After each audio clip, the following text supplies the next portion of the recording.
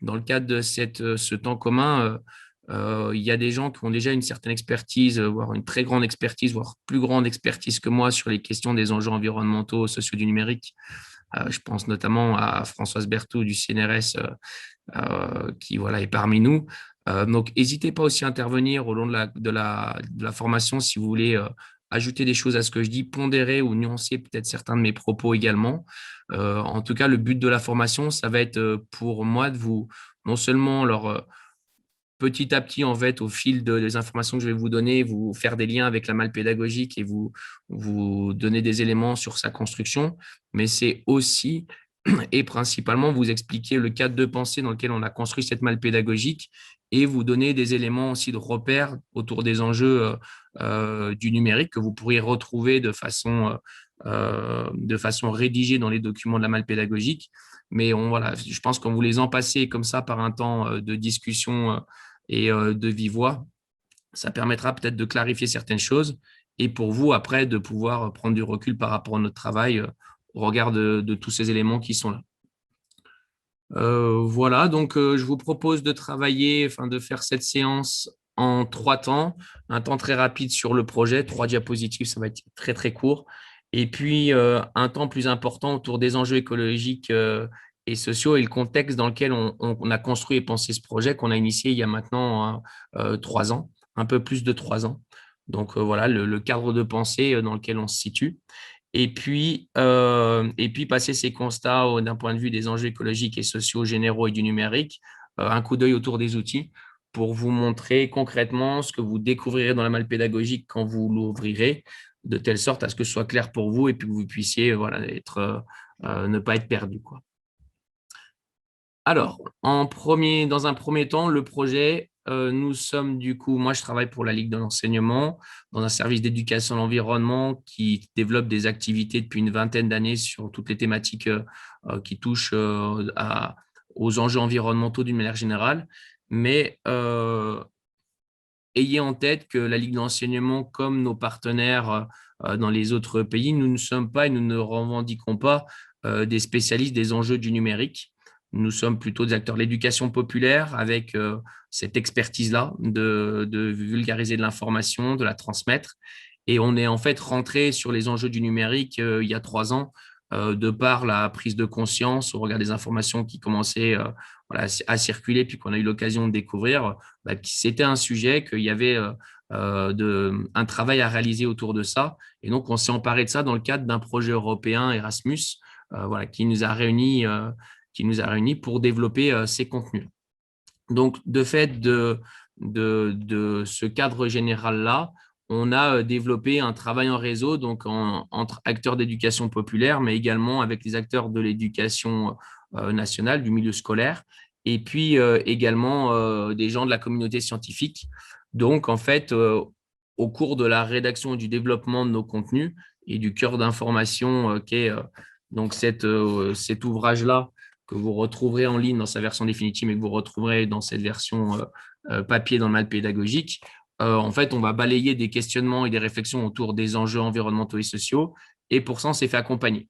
Donc, on a travaillé avec des gens qui ont relu les différentes parties de notre travail selon leur expertise, et ça nous a voilà, permis, nous, d'avoir un filet de sécurité, un gage de solidité, de fiabilité par rapport aux informations qu'on vous transmet.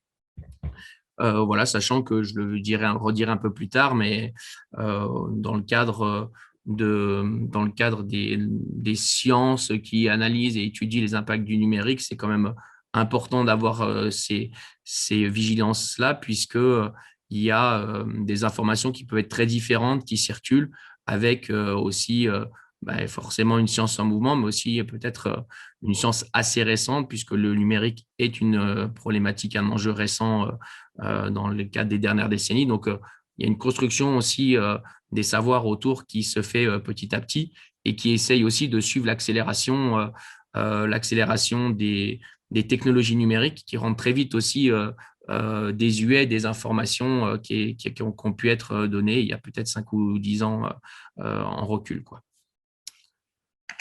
Alors voilà, donc ces acteurs variés qui nous ont accompagnés. Et puis en termes de soutien financier, on a travaillé donc principalement sur les financements européens et avec un appui aussi de l'ADEME qui est venu apporter un complément sur le territoire national France. Globalement, dans le cadre de cette malle pédagogique, vous vous rendrez compte que à la fois on a parlé des enjeux, on parlera et on a parlé des enjeux environnementaux, mais on ne s'est pas restreint à ce champ-là. C'était un peu un objectif initial de parler vraiment de l'écologie et des enjeux environnementaux, mais on s'est très vite rendu compte que c'était non pertinent au regard d'une vision systémique complexe qui fait qu'en fait on a la croisée d'enjeux à la fois environnementaux et d'enjeux sociaux et que c'est intéressant d'interroger le numérique en prenant, dans la mesure du possible, l'ensemble de ces dimensions. Donc, on s'est basé sur les objectifs de développement durable. On a interrogé la place du numérique en essayant de tirer des fils entre ces dimensions pour qu'après, on ait des arbitrages individuels et collectifs sur notre rapport au numérique et le rapport que notre société veut donner, veut développer avec lui. Voilà, donc ça, c'était pour vraiment l'introduction générale du cadre de développement du projet. Et puis maintenant, je vais rentrer dans le détail des éléments contextuels des enjeux environnementaux et sociaux qui sont pour nous le cadre général dans lequel on interroge le numérique pour qu'après, on se pose la question des ordres de grandeur et de la hauteur des enjeux et des réflexions qu'on doit avoir dans le cadre du numérique, mais plus largement dans notre cadre de construction collective et sociétale. Alors, peut-être premièrement, là, je vais aller très rapidement sur cette diapositive. La notion d'empreinte écologique est peut-être, ou en tout cas, connue par un certain nombre d'entre vous. Donc, dans les premiers constats initiaux qu'on fait, c'est qu'aujourd'hui, dans le cadre des ressources qui sont nécessaires pour le mode de vie de nos sociétés et des surfaces qui sont nécessaires pour éliminer nos déchets, qu'ils soient liquides, solides, gazeux, on est sur quelque chose qui n'est pas viable sur le long terme, puisque si tout le monde vivait comme un Français, par exemple, il faudrait à peu près 3 planètes. Donc ça implique quelque chose qui est non durable, qui aujourd'hui fonctionne par, on va dire, bon, deux grandes raisons, deux grandes dimensions. C'est d'abord le fait qu'à l'échelle de l'humanité, évidemment, tout le monde ne vit pas comme nous et qu'il y a des êtres humains qui ont des modes de vie beaucoup moins impactants et qui prennent quelque part moins que leur part individuelle si on vivait tous avec une empreinte qui se limitait à une planète. Et puis la deuxième raison aussi, c'est que on capte des ressources qui sont non renouvelables à l'échelle de l'année et on grignote le capital terre tout en potentiellement dégradant aussi la biocapacité de la terre à se régénérer. Donc, c'est un petit peu comme si on avait un compte en banque et qu'on est en train de grignoter notre capital, ce qui fait que l'année d'après, les intérêts sont moins importants. Et d'un point de vue, par exemple, de la pêche, oui, si on commence à vraiment taper dans le stock de poissons des reproducteurs petit à petit, au fil du temps, on va avoir des difficultés. Donc, enjeu de surpression sur la planète et puis un enjeu de répartition et d'inégalité en termes d'accès aux ressources d'une part, et puis également d'impact en termes de déchets, puisque là, on a une illustration qui est assez parlante qui avait été produite par Oxfam en 2019, qui tendait à montrer qu'il y a une inégalité de répartition des responsabilités à l'échelle planétaire. Et en fonction des modes de vie, et voilà, tout simplement du niveau de richesse, on va avoir des émissions de gaz à effet de serre qui vont être plus importantes pour une petite fraction de la population mondiale. Donc, quand on parle d'anthropocène de manière générale, on va considérer que c'est quand même une notion à mettre en regard aussi des modes de vie et ce n'est pas l'ensemble de l'humanité qui a la même responsabilité. Ça dépend bien aussi des sociétés, des systèmes économiques et de consommation dans lesquels on est. Voilà, en cadre général de pensée. Et puis là, je prends une slide pour clarifier avec vous peut-être, en tout cas vous présenter la notion d'exponentielle, qui est une notion mathématique qui va être importante pour la suite et comprendre les questionnements qu'on va se poser et les enjeux qui sont face à l'humanité, face à nos sociétés aujourd'hui. Le principe de ce petit exercice que je propose, c'est une sorte de métaphore. On pourrait imaginer qu'on parle de la planète. Là, en l'occurrence, on va parler de quelque chose de beaucoup plus facile à se représenter, qui peut être un petit étang de 3000 mètres carrés et dans lequel on a une petite algue qui se reproduit, qui se multiplie par 2 chaque année. Et on se pose le problème mathématique suivant, qui est de savoir au bout de combien de temps on aura 1% de notre étang qui va être recouvert, au bout de combien de temps on aura 20%, 50%, puis 100% de l'étang. Si on pose ça sous un tableur Excel, ce que vous pouvez voir à l'écran, c'est que première colonne de gauche, vous avez les années et le pourcentage correspondant de la multiplication dans la colonne de droite. Et vous vous rendez compte que pendant toutes les premières années, 5, 6, 7, 8, 9, 10, jusqu'à la 20e année, on voit quasiment rien du tout dans les temps, puisqu'il faut attendre 19, 20 ans pour passer le 1% et voir à peu près une trentaine de mètres carrés recouverts dans les temps, sur un étang de 3000 mètres carrés. Et donc, à ce moment-là, je commence à percevoir qu'il se passe quelque chose dans mon étang. Je peux peut-être me dire que ces algues, elles peuvent être utiles, que ça peut être finalement pas si désagréable que ça, que les poissons peuvent se cacher, que c'est joli. Mais dans l'échelle de temps qui est devant moi, en réalité, pour avoir ensuite 20%, 50% et 100%, j'ai une durée qui est beaucoup plus courte. Et au moment où peut-être je commence à percevoir les choses et à me rendre compte que j'ai quelque chose qui peut être un problème, j'ai un temps de réaction qui est très, très court, puisque au bout de 6 à 7 années ensuite, j'ai l'ensemble de mon étang qui est eutrophisé, potentiellement avec une anoxie du milieu, et puis la biodiversité, le système l'écosystème étang en tant que tel est détruit. Donc, derrière cette métaphore-là, on comprend bien ensuite qu'on peut avoir des réflexions similaires si on parle de systèmes plus étendus et d'écosystèmes plus vastes. Et on pourrait faire un lien que là, j'imagine, hein, mais qui peut être très rapidement de se dire que quand on commence à percevoir, commence à faire un petit peu plus chaud, au début, on se dit, ouais, peut-être un peu plus chaud, peut-être pas très grave. Voilà, et on est à un tournant où on commence à percevoir les choses. Mais attention, puisque derrière, si nous sommes sous des formats exponentiels, les choses peuvent s'accélérer de manière beaucoup plus rapide et problématique. Alors, le format exponentiel, c'est quelque chose qu'on retrouve dans une étude bien connue dans les milieux scientifiques qui s'appelle la grande accélération, qui avait pour objectif d'analyser l'évolution de différentes composantes de nos sociétés humaines. Donc, ils ont regardé la population, la croissance, enfin le PIB, la croissance du PIB, la consommation d'énergie, les grands barrages, etc. Et on voit bien tout de suite la corrélation avec la diapositive précédente où on a le format exponentiel qu'on retrouve. Alors, ce n'est pas un format mathématique exact exponentiel, mais on a quand même ces tendances de courbe avec une inflexion vers la verticale qui commence à se produire autour des années 1950. Donc, quelque chose qui est très, très récent. Et puis voilà, et là, on est du coup autour des années 2010-2020, vraiment en haut de la pointe. J'ai mis en rouge des dimensions qu'on peut directement commencer à relier au questionnement sur le numérique de façon non exclusive, mais où il y a des liens assez directs à faire, à se dire, ah bah tiens, le numérique, il a peut-être déjà une place là au milieu. J'aurais pu mettre la consommation d'eau, j'aurais pu mettre d'autres choses, hein. Voilà, et donc ça, c'est pour l'évolution des sociétés humaines et puis d'un certain nombre de ces composantes. Mais on va retrouver du coup dans cette étude de la grande accélération, qui s'appelle la grande accélération, pardon, une analyse aussi de l'évolution du système Terre.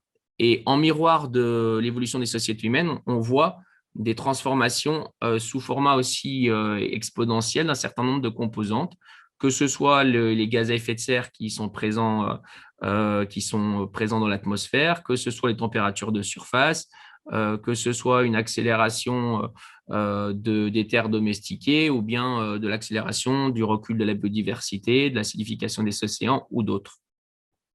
Voilà, donc il y a une corrélation entre les deux qui est déjà observée du coup et qui dans l'étude est aussi connecté au mode de vie, puisqu'il est stipulé dans le cadre de cette recherche-là que ces conséquences sont bien majoritairement dues au développement démographique et de la consommation, du modèle de consommation des pays de l'OCDE, donc plutôt les pays riches sur Terre.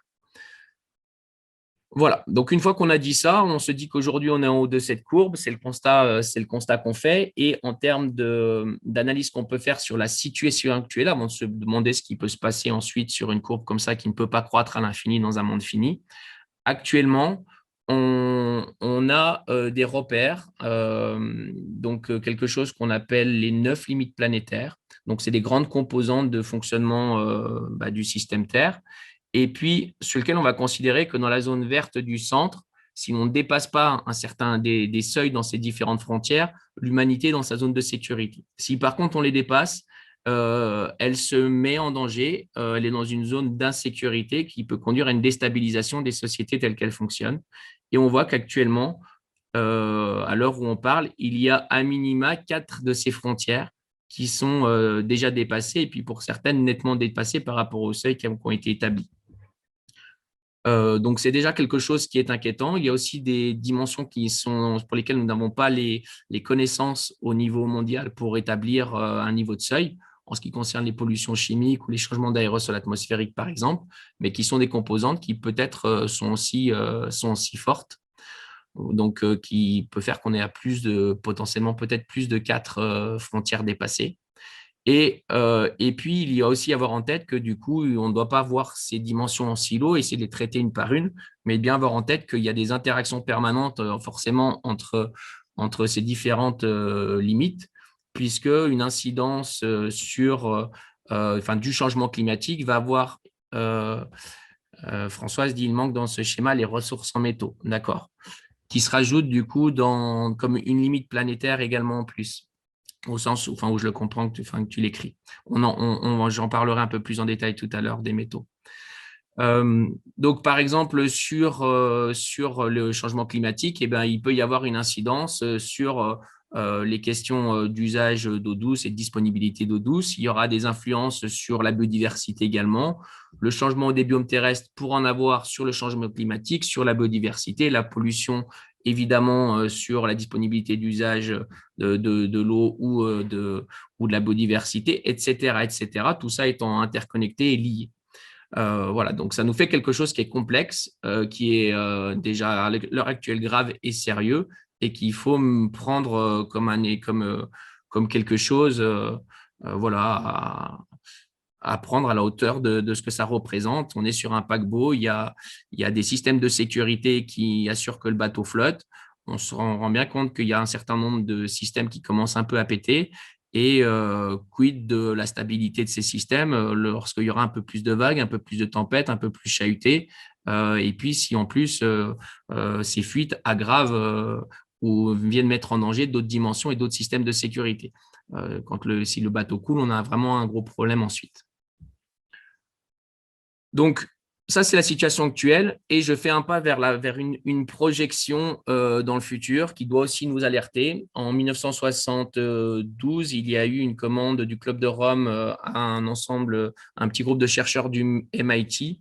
Ils ont produit un rapport qu'on appelle le rapport Meadows et qui a, en fait, à partir des premiers systèmes informatiques, modélisé des composantes des sociétés humaines et des limites planétaires.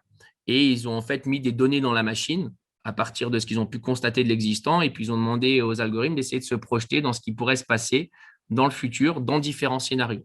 Donc, ils ont fait des scénarios où ils ont essayé de dire, on essaie de limiter la pollution, de faire attention à la population, de limiter notre consommation de ressources. Ils ont fait une douzaine de scénarios, je crois. François, tu pourras peut-être préciser si tu as ça en tête de façon plus précise que moi. En tout cas, là, je vous mets le résultat d'un des scénarios. Et ce scénario-là, c'est le scénario qui consistait à dire, voilà, si on continue comme avant 1972, voilà ce qui va se passer dans le futur, ce qui potentiellement peut se passer dans le futur.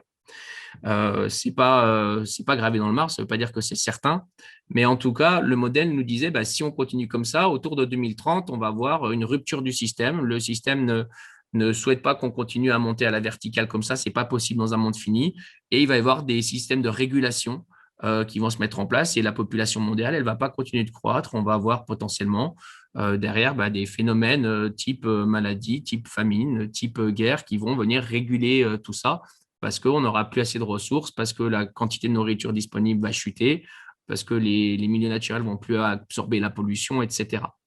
Et pourquoi je vous montre ce scénario en particulier? Puis c'est parce qu'en fait, autour des années 2000, il y a des chercheurs qui se sont dit, tiens, on va regarder si le modèle mathématique et puis le travail qui a été fait 30 ans avant tient la route par rapport à ce qui s'est passé depuis 30 ans. Et vous voyez donc du coup sur la ligne qui est plutôt sur la colonne verticale qui est enfoncée avec des traits pleins, la corrélation qu'il peut y avoir entre les pointillés qui étaient ce qui était prévu et ce qui s'est passé au cours des 30 années. Et on voit bien qu'il y a une corrélation qui est quand même extrêmement forte et qui doit nous indiquer déjà qu'à l'époque, ils n'ont pas fait n'importe quoi et qui ne garantit pas que les points à la suite continuent. Hein. Peut-être que le modèle s'est trompé pour ce qui va se passer autour des années 2030, mais peut-être aussi que non. Donc, au regard de cette interrogation-là et de cette modélisation-là, bah, il y a une très grosse alerte qui est mise puisque bah, on ne peut pas forcément se dire qu'on va pouvoir continuer d'avoir ce système de croissance, de développement ad vita aeternam dans un monde fini et que ça peut se passer de manière compliquée dans les prochaines décennies. Sachant aussi que là, c'est une moyenne mondiale qui modélise, mais qui ne veut pas dire grand-chose en tant que moyenne mondiale. Ça se décline ensuite par des disparités dans les territoires, au niveau géographique, au niveau… voilà, il y a des endroits qui seront plus impactés que d'autres. Ça peut se faire par des événements ponctuels qui viennent après s'accroître dans le temps. Et ça peut être des nouvelles maladies, tiens, par exemple, qui apparaissent. Et voilà, donc ce n'est pas quelque chose qui, du jour au lendemain, boum, Mad Max, terminé.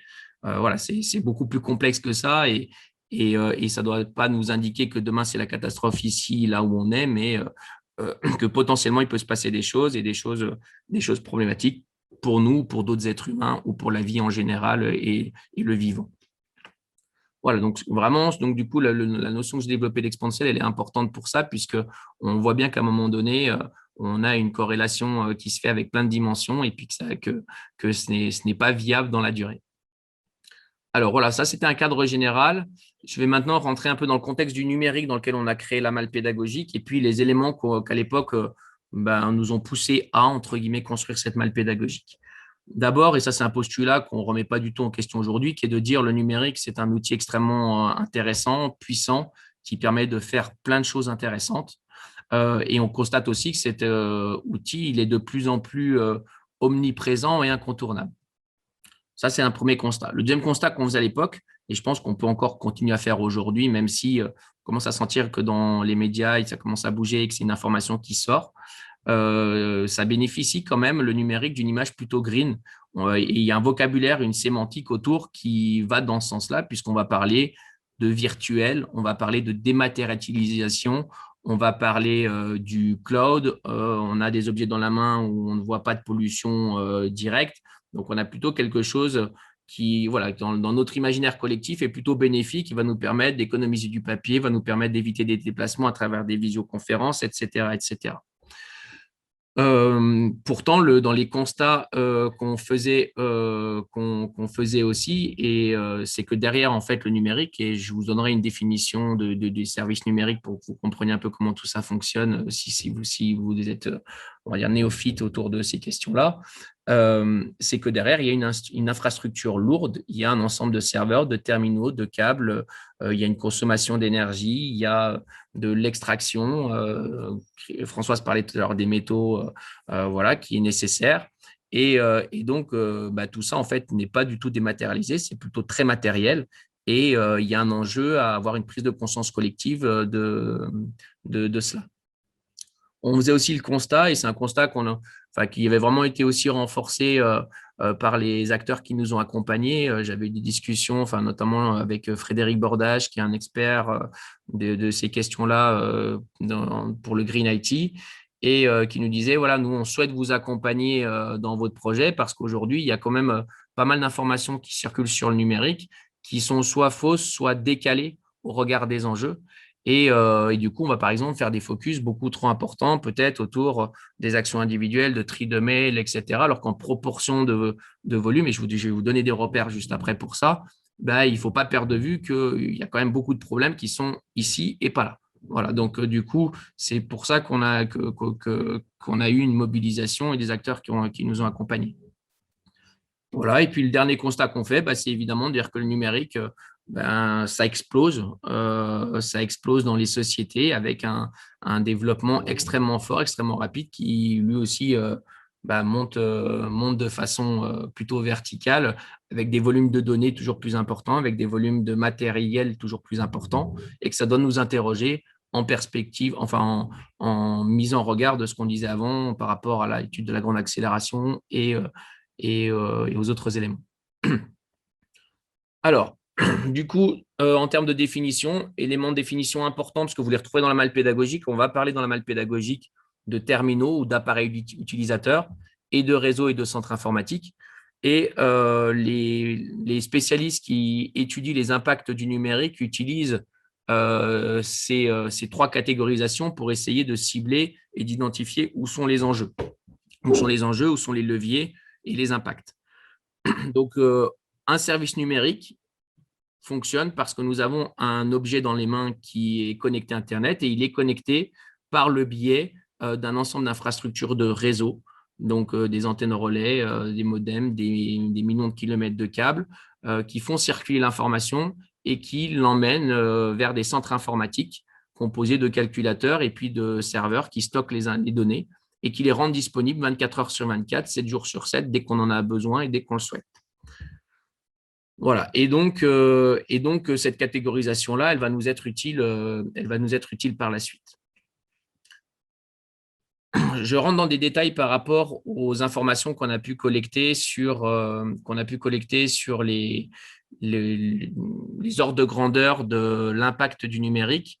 Alors, au niveau mondial, dans les estimations qu'on a pu avoir, on se dit que ça représente à peu près 3-4% des émissions de gaz à effet de serre au niveau mondial. Nous, on a fait le choix de vous donner les fourchettes et de ne pas trancher cette question-là, puisque aujourd'hui, il y a quand même des débats et des méthodes de calcul qui ne sont pas forcément consensuelles, qui font qu'il y a des différences d'appréciation. On peut quand même considérer qu'en ordre de grandeur, on est autour de ça et que c'est déjà à peu près le secteur de l'aviation en termes de représentation de volume, ce qui est déjà quelque chose d'extrêmement conséquent. Bien que, et on vous propose quand même de le relativiser avec la phrase en bleu, de dire, OK, parlons du numérique, mais ne perdons pas de vue qu'il y a 96%, 97% des émissions de gaz à effet de serre qui sont dues à autre chose que le numérique. Et donc, si on doit bien sûr travailler sur le numérique, et je vais vous remontrer pourquoi après, il ne faut pas perdre de vue tout le reste parce qu'il y a une très, très grosse partie des enjeux qui se situent à ce niveau-là. On peut aussi voir sur ce graphique que très rapidement, dans les prochaines années, selon les estimations, on va vers une croissance importante qui fait que la part de ces émissions va encore s'accentuer et avoir du coup une pression, une part plus importante de pression sur les systèmes climatiques et puis sur d'autres choses.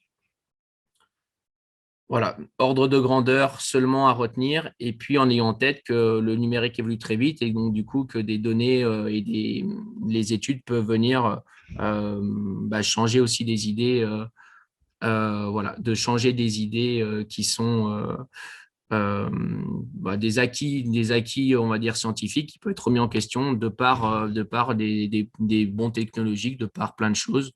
De par des évolutions aussi de consommation de ressources, etc.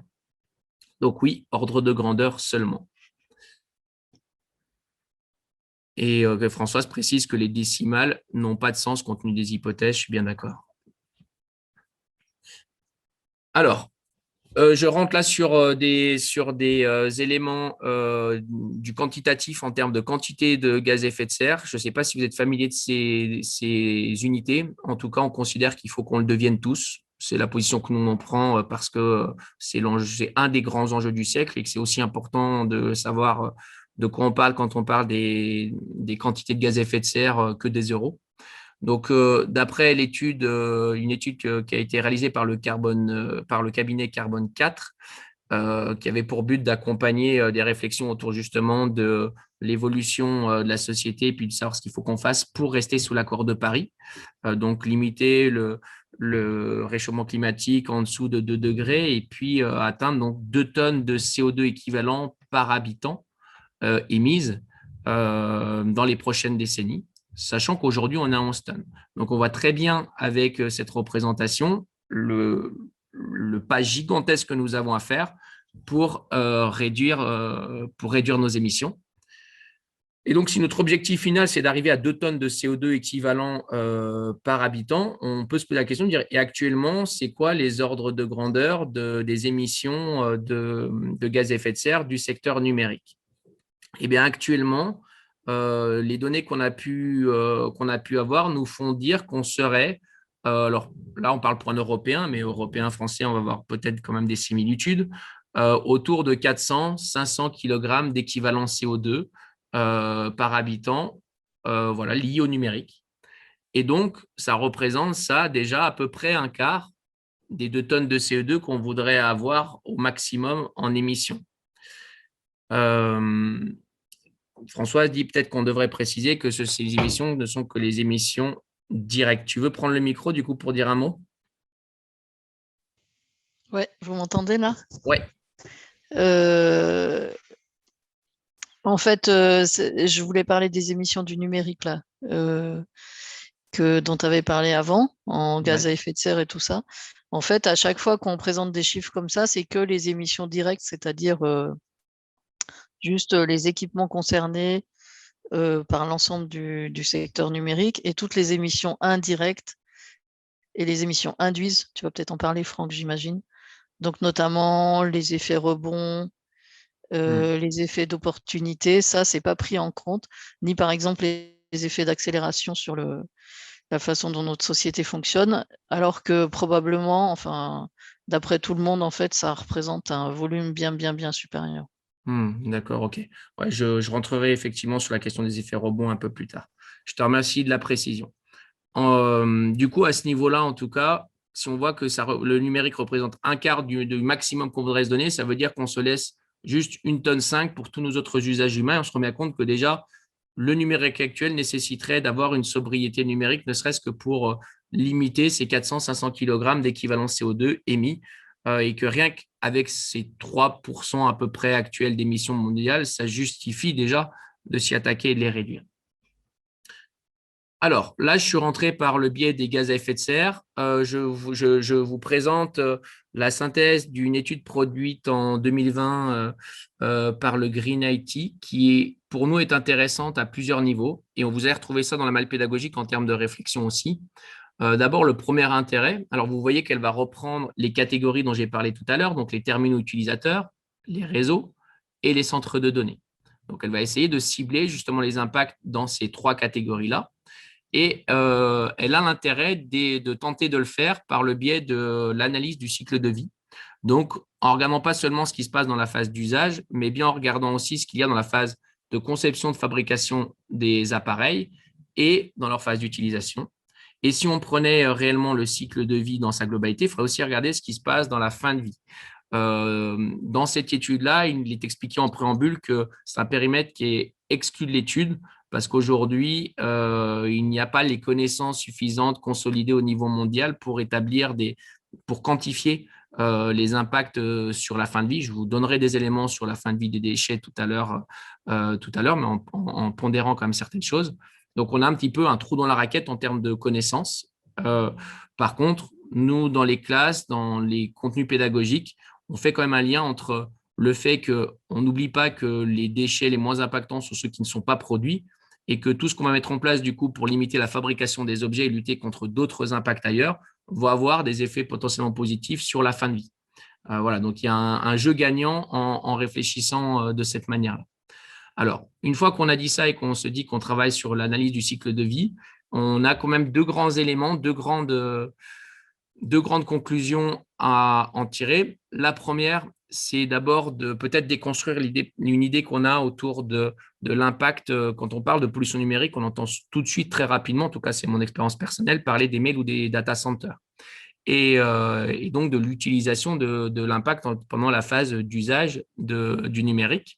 Et on regarde simplement par rapport aux gaz à effet de serre que, en fin de compte, ça représente pas du tout la part majoritaire des émissions de gaz à effet de serre du secteur numérique. Et que quand on fait cette focale-là, on omet qu'il y a à peu près les trois quarts des émissions de gaz à effet de serre qui sont plutôt dans la fabrication de nos terminaux utilisateurs, des appareils qu'on a dans les mains.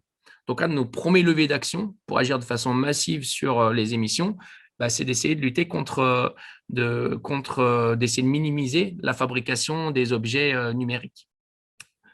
Ça, c'est le premier apprentissage qu'on peut avoir de cette étude au niveau France. Et elle s'explique aussi notamment par le fait que nous avons, d'un point de vue d'un point de vue de notre mix énergétique, recours plutôt au nucléaire et à l'hydraulique, qui sont plutôt décarbonés et qui font que, du coup, dans la phase d'usage, on a des consommations, des émissions de gaz à effet de serre qui sont peut-être plus faibles que dans d'autres pays. Les ratios sont différents. Ils ont fait à peu près une autre étude équivalente au niveau mondial en 2019 et le ratio est plus important que celui du territoire France. Je reviens là-dessus après. La deuxième grande leçon qu'on peut commencer à tirer à travers cette étude, c'est de se dire que du coup, la majorité des impacts sont vraiment dans la fabrication et ce, pas que pour les gaz à effet de serre. Donc, il faut se dire aussi, quand on parle d'écologie dans le numérique, on ne parle pas que de gaz à effet de serre, on peut parler aussi de consommation d'eau, on peut parler de ressources et de minerais, de métaux. Et derrière ces métaux, on peut parler de destruction de biodiversité, voilà, qui entre aussi en ligne de compte. Et donc,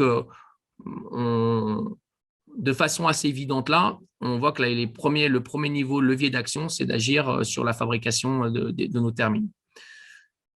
J'ajoute simplement du coup que dans une vision pédagogique, et c'est ce qu'on essaie de construire dans la malle pédagogique avec les activités, c'est de petit à petit agréger des repères multiples qui font qu'on va mettre en parallèle des éléments de réflexion dans différents domaines. On va me parler des gaz à effet de serre, on va s'interroger sur l'eau, sur les métaux, mais on peut rajouter d'autres dimensions. On pourrait en tout cas, dans la théorie, aussi se poser la question de, mais du coup, la pollution de l'air, elle est plutôt liée à quel secteur dans le numérique. L'exploitation des humains, si exploitation des humains il y a, c'est plutôt lié à quoi, etc., etc. Et en fonction de ça, d'avoir la vision la plus systémique globale pour agir sur le maximum d'objectifs de développement durable pour aller vers le numérique le plus durable possible dans toutes ses composantes, qui ne peuvent pas se limiter à la question gaz à effet de serre et réchauffement climatique, même si, bien sûr, on est tous d'accord qu'elle est fondamentale. Voilà, l'analyse du cycle de vie, j'en ai parlé tout à l'heure. Je rentre dans du détail sur les questions des métaux. Alors, Françoise, tu n'hésiteras pas là aussi à intervenir, puisque c'est un domaine qui est quand même très complexe. Dans un téléphone portable, il y a des dizaines de matériaux, des dizaines de métaux en toute petite quantité. Ces petites quantités, elles font par exemple qu'un smartphone, un iPhone, là, le poids est donné de 129 grammes. C'est quelque chose qui est léger, qui est relativement léger. Mais il faut avoir en tête, malgré tout, que pour un appareil connecté donné, un smartphone, une télévision, pour avoir ce poids final, il faut en fait qu'on extrait des quantités beaucoup plus importantes de matière. On va trouver quelques milligrammes de tel métal dans plusieurs kilos, dizaines de kilos, centaines de kilos de terre. Et donc, les pelleteuses, en réalité, elles vont sortir des quantités colossales de terre pour avoir les métaux qui sont nécessaires à la production de ces appareils. En ayant en tête qu'actuellement, en termes de production mondiale, la durée de vie des iPhones est très courte. On doit produire, je crois, plus d'1 milliard de téléphones par an, plus de 200 millions de TV connectés, voilà, qui nécessitent ces ressources-là. Donc, multiplions ces milliards par des facteurs 10, des facteurs 100 de quantité et de volume de terre, ça nous commence à nous donner des quantités qui sont gigantesques. Donc, ça, c'est à avoir en tête. Et derrière tout ça, bien sûr, il y a du défrichement, il y a du déblayage, il faut construire des routes et des installations de transport pour les acheminer ces matières premières. Il faut utiliser des produits chimiques, il faut stocker les bouts des mines, il faut affiner les métaux, les transformer, tout ça nécessitant de l'énergie, voilà, de la manipulation physique chimique qui fait que ça a un impact et c'est ce qui explique que dans la phase de fabrication, il y a beaucoup d'impacts qui sont concentrés. Au niveau de l'impact du numérique dans l'ensemble de l'extraction des métaux au niveau mondial, on n'a pas collecté de données suffisantes qui permettent d'avoir une réponse précise pour le numérique. On sait par contre que la part de l'électronique dans la production mondiale, donc qui prend en compte le numérique, mais aussi l'ensemble des autres aspects électroniques de nos sociétés, on voit qu'il y a des pourcentages qui sont quand même importants, significatifs pour un certain nombre de métaux. Et donc, la part du numérique là-dedans, elle n'est pas infime, quoi, elle n'est pas négligeable. Voilà, on peut en tout cas déjà tirer cet enseignement-là. Ensuite, si on continue sur les métaux, on peut aller s'interroger sur différents… Vas-y, Françoise, je t'en prie.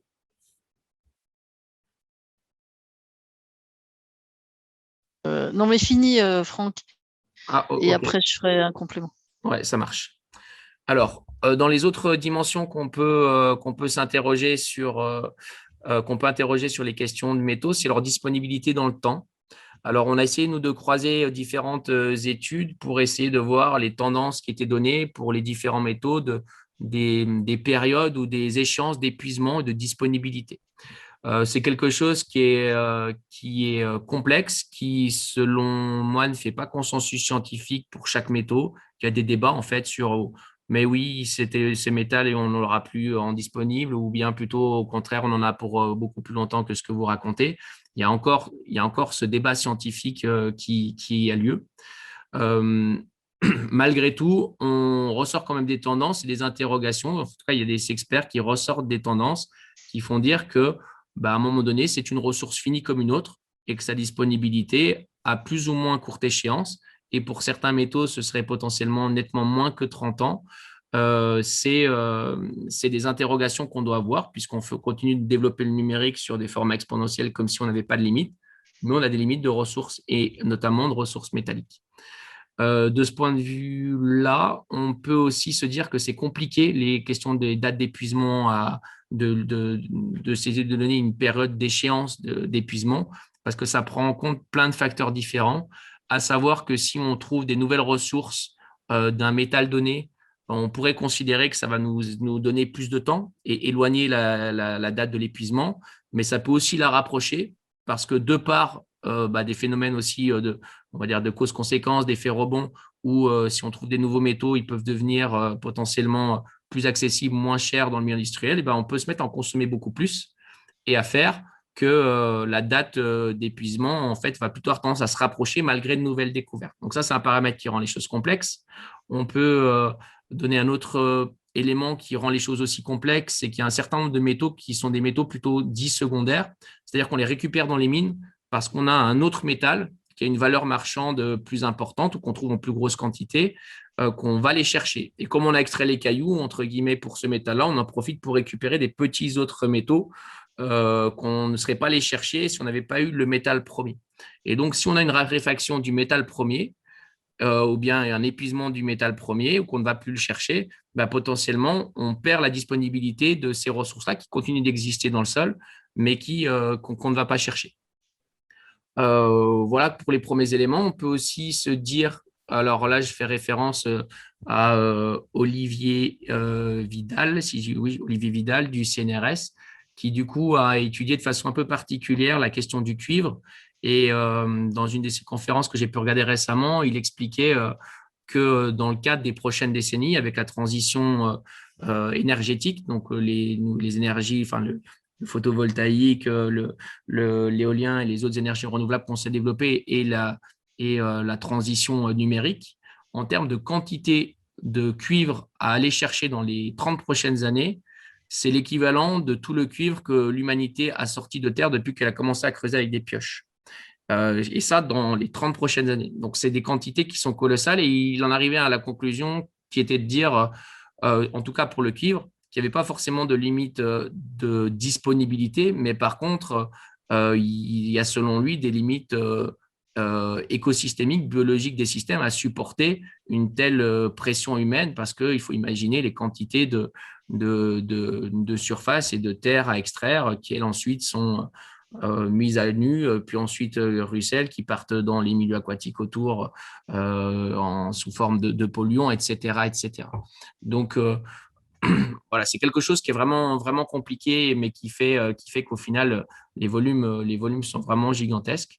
Et dans les autres éléments qu'on peut aussi se donner en termes de réflexion et de projection d'un futur numérique dans nos sociétés, c'est des aspects géopolitiques qui peuvent conduire au fait que la disponibilité en métaux, elle n'est pas seulement due à leur présence dans le sol ou notre capacité à aller le chercher en très petite quantité, avec des questions énergétiques derrière et des questions d'investissement et de rentabilité économique, c'est aussi des questions tout simplement géopolitiques qui font que si on imagine peut-être dans les prochaines décennies un monde de plus en plus instable, avec des enjeux de nécessité pour chacun de s'approvisionner en ressources métalliques, eh ben, ça peut poser des questions d'indépendance, de stratégie géopolitique et que voilà, sur le long terme, on peut se dire, mais si demain l'ensemble de notre société fonctionne grâce à des objets numériques mais pour lesquels on n'a aucune indépendance.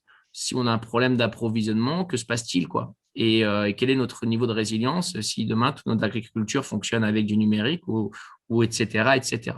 C'est des questionnements qui nous semblent légitimes de se poser. Voilà pour les premiers éléments. Après, je parle un peu du recyclage, mais je te laisse du coup intervenir, compléter ou pondérer ce que je viens de dire ou nuancer peut-être, François, je t'en prie. Non, t'as dit à peu près tout ce qu'il fallait dire, mais juste par rapport à, du coup, toutes les réserves que tu as mis sur le fait que les réserves, alors, il y a un point quand même qui est important, c'est qu'il faut distinguer les ressources en métaux, qui sont tout ce qui existe dans la croûte terrestre, des réserves qui sont ce qu'on connaît à un moment donné, Mm, accessible au coût donné. Et donc, ce qu'on connaît aujourd'hui, c'est les réserves. Mais par exemple, si on regarde les réserves de cuivre, il y a 30 ans, on disait qu'il y en avait pour une certaine durée. Et aujourd'hui, on dit la même chose, en fait. Parce que les technos, elles s'améliorent et qu'on va chercher des réserves qu'on n'allait pas chercher avant. Sauf qu'il y a une grosse différence, c'est que les concentrations moyennes, elles diminuent. Bon, tout à ça, fait. c'est un point. Et du coup, toi, tu as insisté aussi sur le fait que eh ben, ces réserves-là, du coup, ça va peut-être changer. Et sur le fait qu'il y a des métaux secondaires et des métaux primaires. Et peut-être le point que je voulais dire sur ta slide d'avant, c'est que la plupart des métaux qu'on voit là dans le tableau de droite, qui sont à des forts pourcentages, donc 90% de gallium, de ruthénium, tout ça, bon, en réalité, ah oui, ça c'est pour tout l'électronique. Mm, Tous ces métaux-là, c'est des métaux secondaires. C'est-à-dire qu'on ne va jamais les extraire pour eux-mêmes, mais on extrait un métal primaire, par exemple, une mine de cuivre qui a un certain nombre de métaux secondaires. Et ça, c'est le premier point. Et le deuxième point, mais ça, tu l'as dit aussi, c'est que les volumes de ces métaux-là, qu'on appelle des métaux mineurs, ils sont tout petits, petits, petits, petits, en fait. Ça représente des tout petits volumes qu'on ne peut pas du tout comparer au cuivre mm. ou tout ça. Donc, en fait, du coup, le tableau que tu présentes dans la slide suivante, qui annonce moins de 30 ans, etc., en fait, les géologues, ils sont pas d'accord avec ça parce que, en gros, ils disent qu'on n'est pas capable aujourd'hui de donner ces fourchettes-là, en fait. Mm. Donc, moi, maintenant, je ne donne plus jamais de fourchette de temps Ouais, parce qu'en fait, tu on dis en qu'il n'y a sait pas rien. de consensus tout court, quoi. Non, Mm. Ouais, c'est pas qu'il n'y a pas de consensus, c'est qu'il y a un consensus de tous les géologues pour dire d'accord. qu'on ne peut pas donner ces chiffres-là. Ok. Ouais, sachant qu'en plus, dans les estimations qui sont faites, certains pays vont considérer qu'il y a tel type de métal qui n'est pas disponible, enfin, ou qui a un risque de non-disponibilité, mais qui n'est pas lié à un risque géologique, mais Ouais. peut-être plus forcément à d'autres risques qui sont économiques, géopolitiques ou d'autres choses aussi, quoi. Ouais, ouais, tout à fait. Mm. Et toi, tu as parlé des risques, enfin des autres problèmes associés aux métaux, notamment les problèmes géopolitiques, et tu as parlé de biodiversité. Il y a aussi tous les problèmes de pollution qui sont liés aux métaux, qui affectent beaucoup la santé des humains qui habitent, enfin, je veux dire, pas seulement la biodiversité, mais Mm. aussi les humains. Et Absolument. puis, il y a aussi d'énormes problèmes. Enfin, probablement ces problèmes-là, d'ailleurs, dont Olivier Vidal parle aussi, hein, les problèmes de conflits armés, les problèmes d'accès à l'eau, parce que au plus les mines elles sont moins concentrées, enfin au moins les mines sont concentrées, au plus on a besoin d'eau pour extraire les métaux. Et en fait, ça crée maintenant des gros problèmes d'accès à l'eau, notamment en Amérique du Sud. Enfin, ça, c'est des gros problèmes qui vont certainement arriver avant qu'il n'y ait plus de métaux, Mm. Ouais. avant que les métaux soient épuisés. Ouais, c'était la conclusion un peu d'Olivier Vidal, ouais, qui est dans sa Ouais, conférence. Ok. voilà, Euh, pardon. mais je te remercie beaucoup pour les compléments. Alors, du coup, je continue là encore un peu sur les métaux pour parler la question du recyclage. Alors, en postulat de départ, en disant bien que le recyclage est ultra important, ultra pertinent, ultra intéressant, que ça permet de faire, voilà, de récupérer des matières et c'est très bien. Simplement, là, du coup, je vais juste tenir quelques propos pour pondérer peut-être l'image idyllique qu'on peut en avoir, puisqu'en général, on a tendance à avoir, enfin, en tout cas, dans moi, ce que j'entends autour de moi, peut-être que vous n'avez pas ces mêmes échos, mais c'est plutôt l'idée de se dire, bah, quand on recycle, tout va bien, quoi. Et tout va bien, on récupère la matière, c'est un cycle sans fin, etc. Et du coup, ce tableau qu'on vous a mis là, il est intéressant parce que bah, dans le cadre de cette prospective qui avait été faite dans le cadre des annonces, pardon, des Nations Unies, mais il y a déjà une dizaine d'années. Après, il me semble que les tendances n'ont pas trop, non, enfin, les ordres de grandeur sont quand même ceux-là. Euh, Ce tableau nous montre bien que pour les différents éléments du tableau qu'on peut récupérer dans le cadre notamment des métaux qu'on utilise, eh bien, en réalité, le pourcentage de métaux qu'on récupère et qu'on réutilise de la même façon qu'au départ, il est extrêmement faible pour un grand nombre d'entre eux. Tout ce qui est en rouge, c'est moins de 1% de recyclage et de réutilisation dans les mêmes propriétés chimiques et physiques qu'au départ. Ça s'explique notamment dans le secteur du numérique par le fait qu'on est sur des très petites quantités. On va de plus en plus vers une miniaturisation des microprocesseurs et des objets numériques. Et à partir de là, du coup, les processus industriels pour recycler et pour séparer les métaux sont coûteux en énergie, difficilement industriables, enfin extensibles, massifiables à grande échelle. Et en fait, quand on va recycler, bah, du coup, on va recycler, mais on va peut-être récupérer des métaux, mais on va faire autre chose. Ça servira peut-être à faire des fers à béton, à faire des barres en fer, à faire je sais pas, des essieux de voiture, j'ai n'importe quoi là, mais des choses du coup différentes qui font que le métal en lui-même, par ses propriétés chimiques, bah, en fait, il est réellement perdu de façon extrêmement majoritaire, même dans le cadre du recyclage.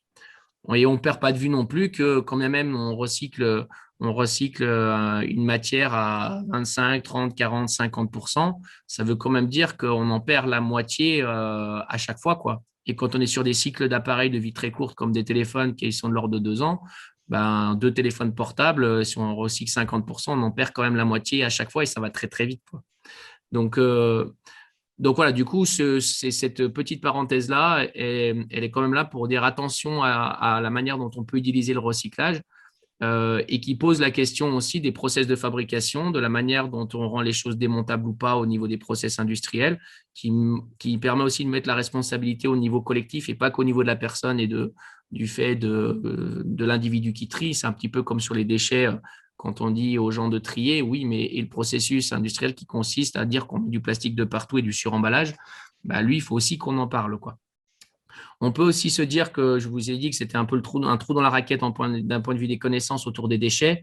En tout cas, dans les données qu'on a, dans les études qu'on a consultées, on estime à peu près à 35% les déchets, les D3E, les déchets électriques et électroniques qui sont collectés, recyclés correctement en Europe. Au niveau mondial, c'est de l'ordre de 20%. Et au niveau mondial, on sait aussi qu'il y a pas mal de déchets électriques, électroniques dont on ne sait pas vraiment ce qu'ils deviennent de façon précise.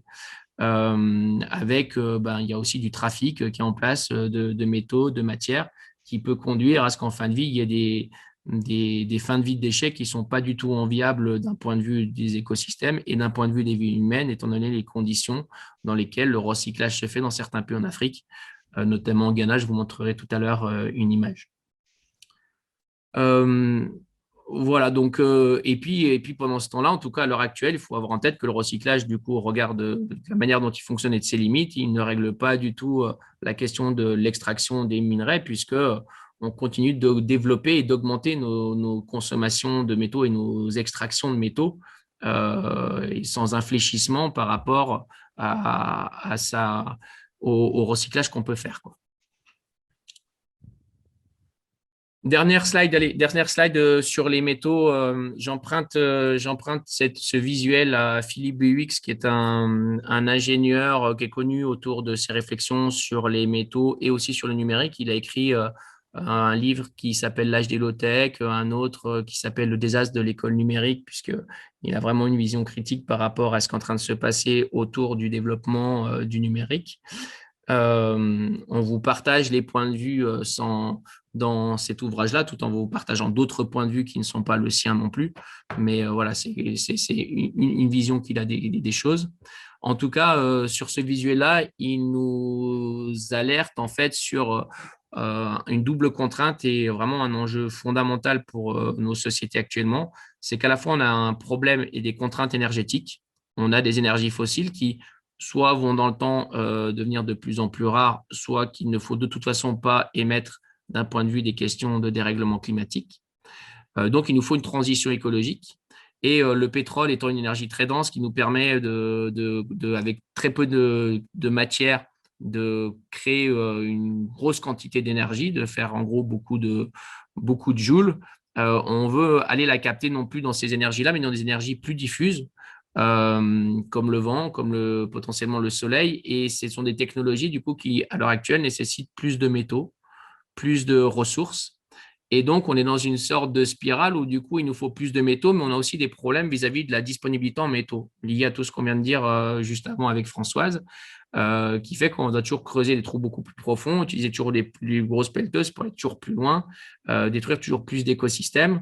Voilà. Et donc, du coup, on a une double, enfin, on a des dimensions qui se croisent, qui s'interconnectent et qui font que cette double contrainte rend les choses extrêmement compliquées pour l'humanité actuellement. Et donc là aussi, je ne crois qu'il n'y a pas de consensus scientifique. Tu me diras si c'est le cas, Françoise, ou pas. Mais en tout cas, il y a des questionnements qui sont posés par certaines personnes comme Philippe Buix qui interrogent les tensions qu'il peut y avoir en disponibilité de métaux pour des métaux qu'on retrouve à la fois dans la transition énergétique et dans la transition numérique, et des métaux qui sont pour certains difficilement remplaçables par d'autres, qui font que lui, il s'interroge en disant, bah, à mon avis, il va peut-être falloir qu'on choisisse, à savoir les métaux qu'on a en disponible et puis qu'on va chercher au prix environnemental et social qui existe. À quoi on le consacre? Est-ce qu'on consacre à la transition énergétique qui est potentiellement urgente, ou est-ce qu'on le consacre à un développement numérique tout azimut sans avoir trop de réflexion sur ce qu'il y a derrière et du sens que ça peut avoir et de l'utilité que ça peut avoir? Voilà, c'était une dernière diapositive sur les métaux. Là, je vous montre quelques images en termes de dimensions, enfin, parce que là, j'ai mis beaucoup de chiffres, je mets quelques images et dans la malle pédagogique, vous retrouverez des ensembles de photographies pour illustrer les chaînes de production, pour illustrer les impacts et questionner, ouvrir des débats avec les élèves. Ces images-là en font partie. Vous avez sur la première image une magnifique zone de recyclage au Ghana, qui est une des plus grandes décharges des composants électriques et électroniques au monde, dans des conditions catastrophiques qui sinistrent tout.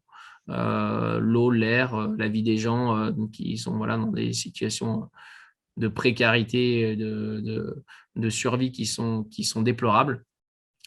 Vous avez aussi dans la chaîne, amont de la chaîne, la question du travail humain. Alors, des adultes qui se posent en tant que tels, mais aussi des enfants.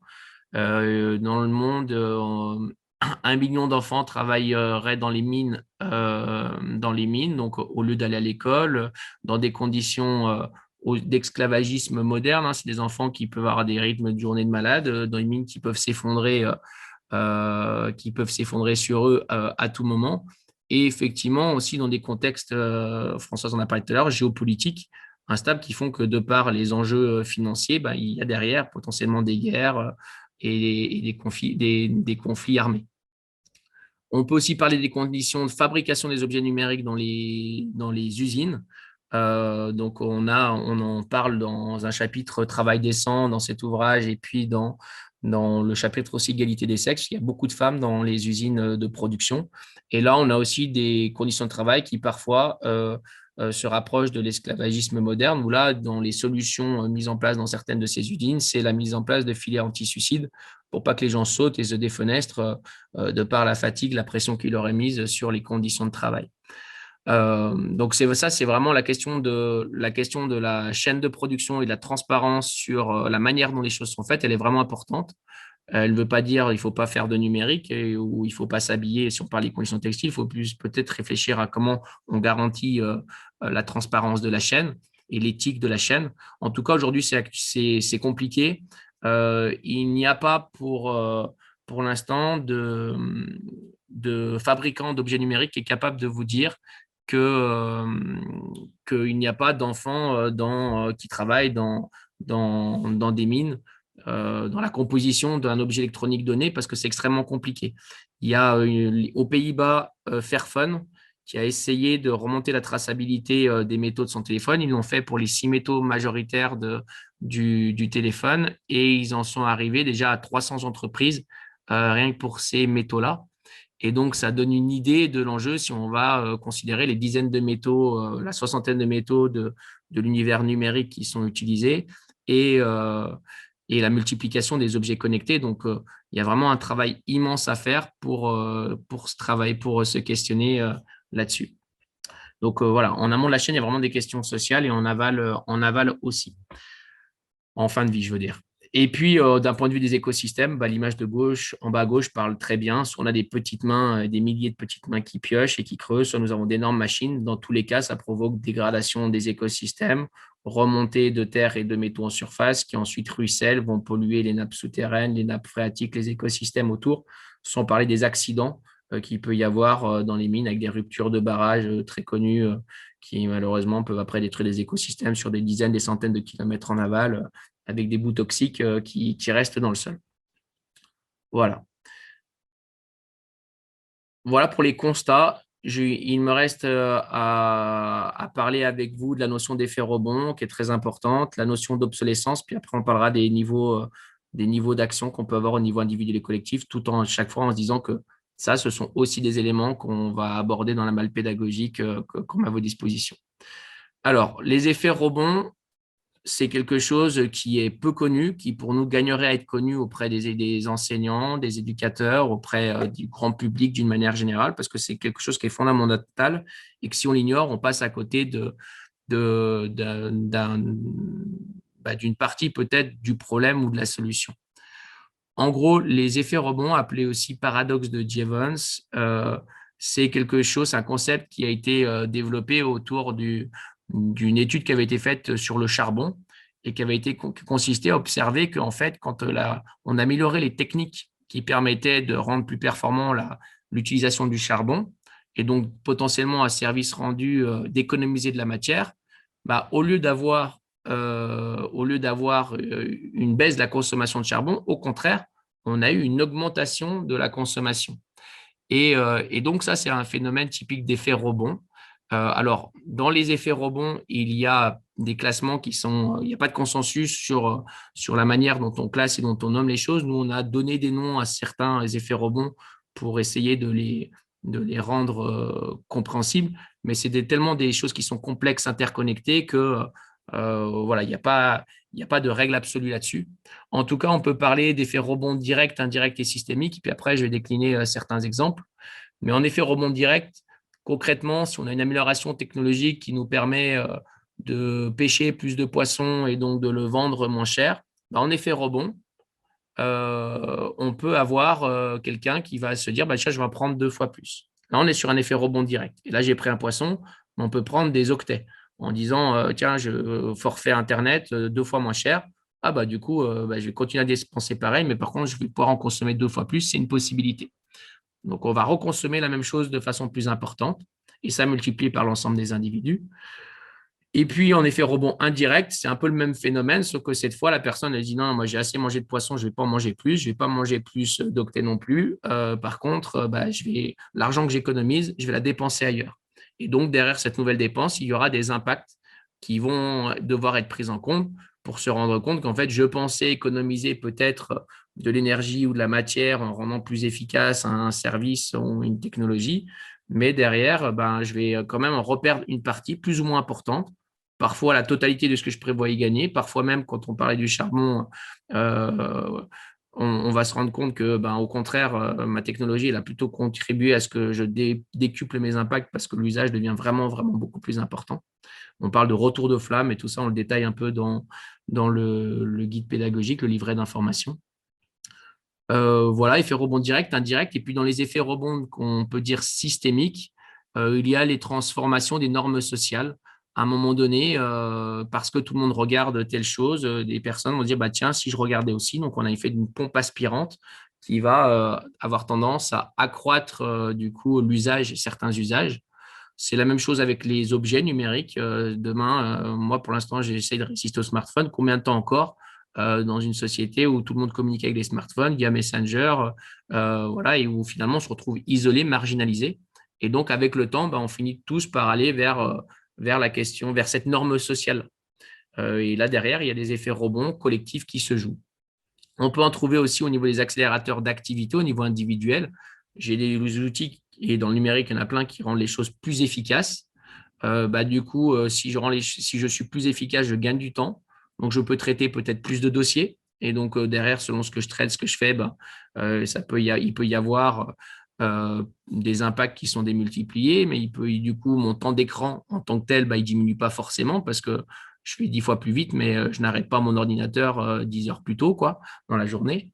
Ou potentiellement, bah, je gagne du temps et puis je vais pouvoir aller faire d'autres choses. Je vais aller voir, pouvoir aller voir des amis, je vais pouvoir créer d'autres activités et là avoir d'autres impacts en effet rebond. C'est ce type d'accélérateur d'activité au niveau individuel, on le retrouve au niveau des systèmes de production.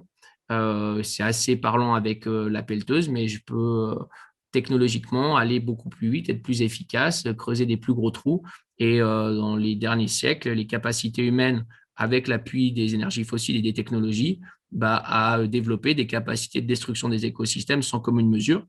Et parce qu'on ne se donne pas de limite et parce qu'on continue d'exploiter le maximum de notre temps et des ressources disponibles, bah, du coup, on peut creuser, on détruit toujours plus de forêts, on creuse toujours plus profond pour aller chercher toujours plus de matière, etc., etc.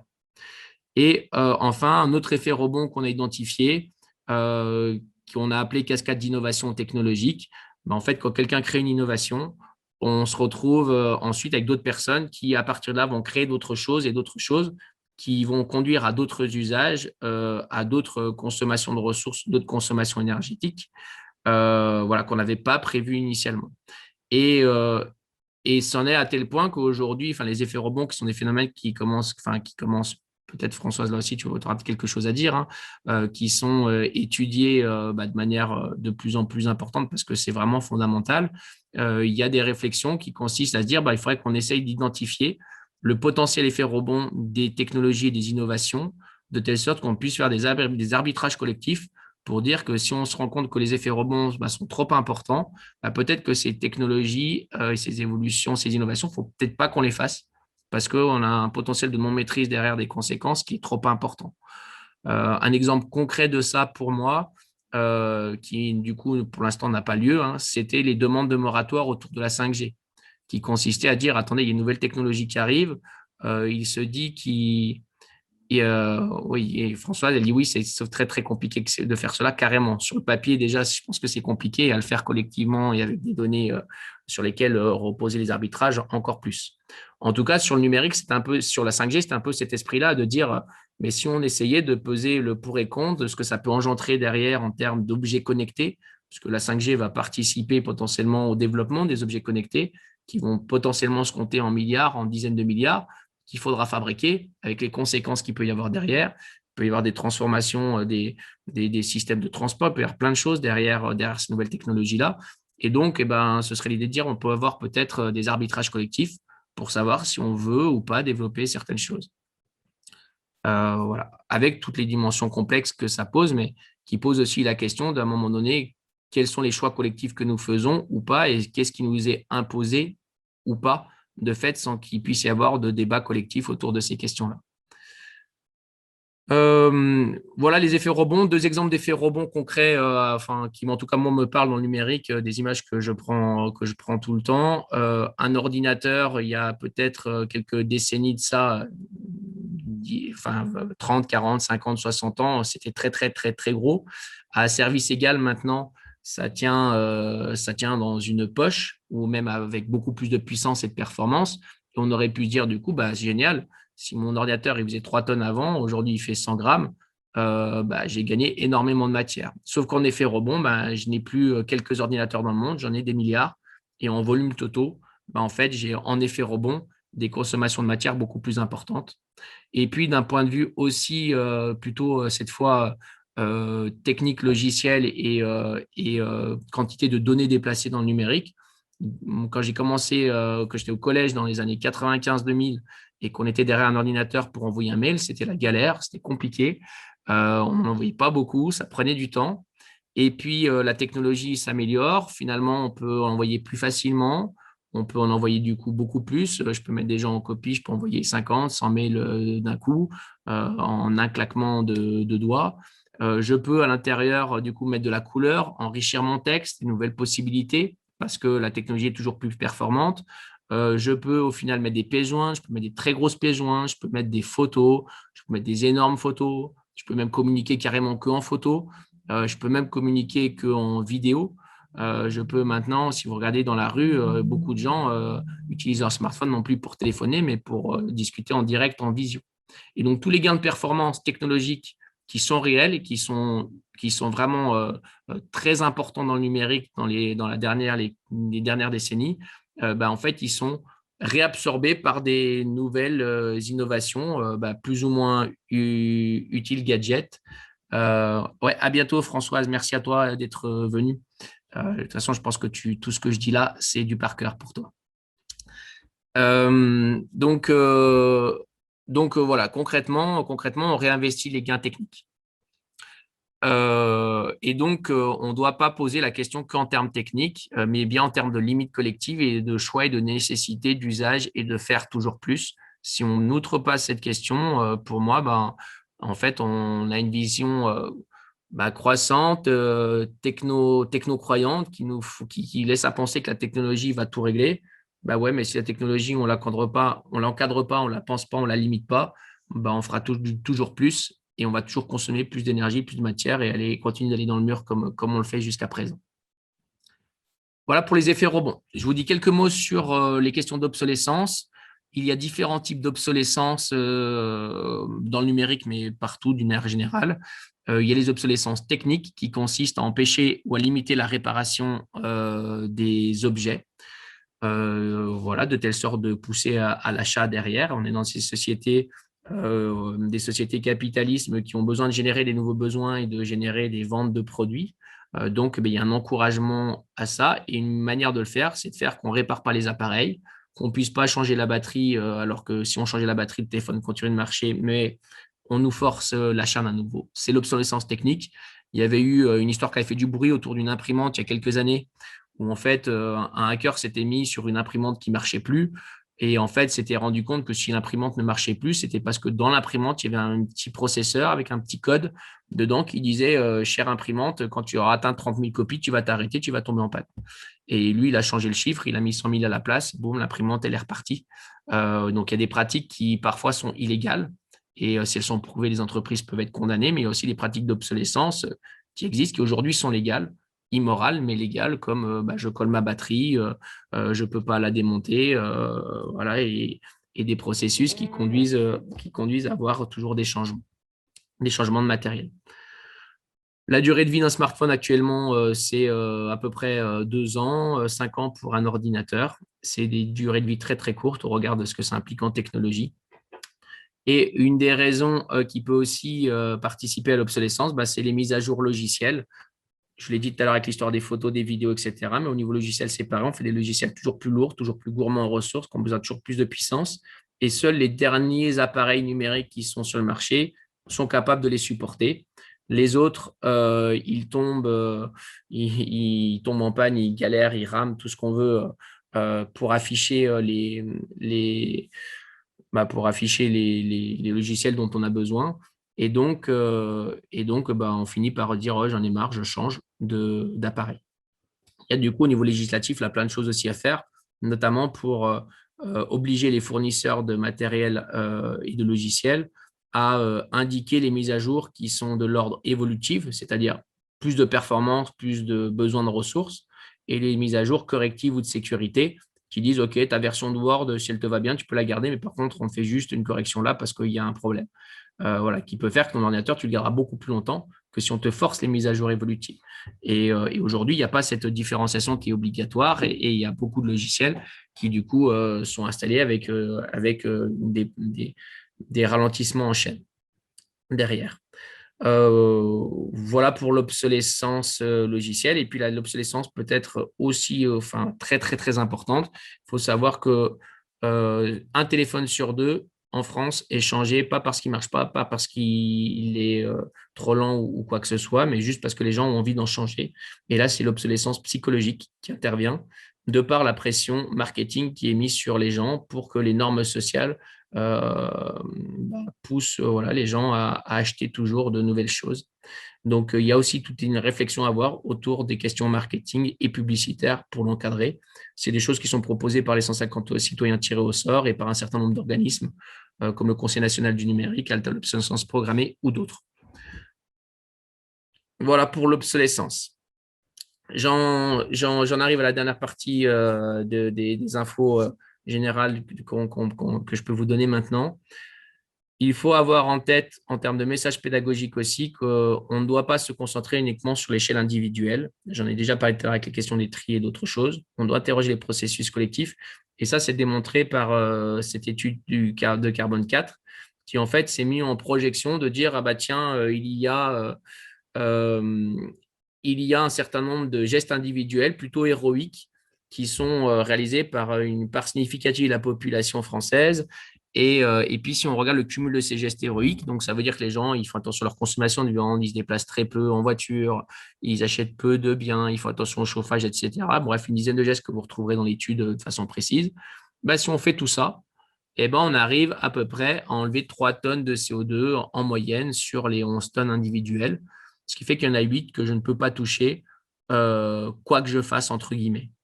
Et donc, pourquoi je ne peux pas les atteindre? Parce que ça, c'est des choix collectifs.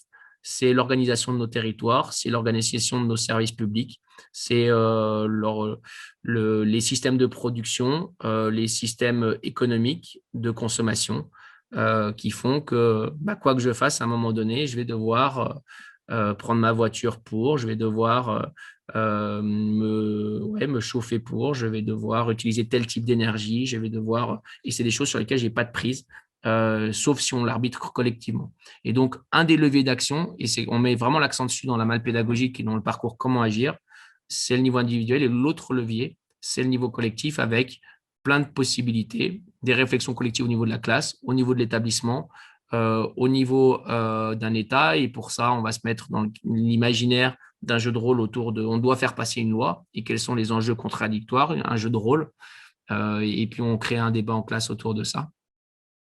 Voilà. En tout cas, on ne doit absolument pas perdre de vue de ça, puisque c'est là où réside une très, très grosse partie du problème et de la solution. Donc, c'est un engagement militant, politique, citoyen pour que la société aille vers la transformation de nos intérêts communs et collectifs, plus que les intérêts individuels d'un système marchand économique qui va conduire à enrichir des multinationales à outrance, quoi. Et qui ont un fort poids de lobby, elles, de leur côté, et elles ne s'en privent pas du tout. Voilà pour les niveaux d'action et la conclusion de cette étude, elle est super de mon point de vue, puisqu'elle dit bien que la sobriété et les gestes individuels, c'est important, que la technologie, OK, il faut avoir des systèmes plus performants et que c'est nécessaire aussi, mais que si on prend que ça, on est à côté de la plaque, puisqu'il nous faut un changement radical des systèmes de production. Et ça se fait d'un point de vue collectif en tant que citoyen et en choix de société. Voilà. Là, c'est des cartes que vous avez à l'écran que vous retrouverez dans la malle pédagogique. On vous a créé une quarantaine de cartes indices, qui permettent d'avoir une recherche par les élèves, par le public, d'actions à réaliser pour minimiser son empreinte numérique et aller vers la sobriété numérique, à savoir limiter les objets connectés. Aujourd'hui, sachez, si vous ne le savez pas encore, qu'il est déjà vendu sur le marché une litière pour chat connectée. On vous vendra sur le marché aussi une salière connectée pour avoir la bonne dose de sel que vous mettrez dans votre assiette. Elle vous fera aussi éventuellement de la lumière très jolie pour impressionner vos amis. Vous trouverez aussi un maillot de bain connecté qui vous dira avec une petite puce quand est-ce qu'il faut remettre la crème solaire ou se retourner pour bien poser.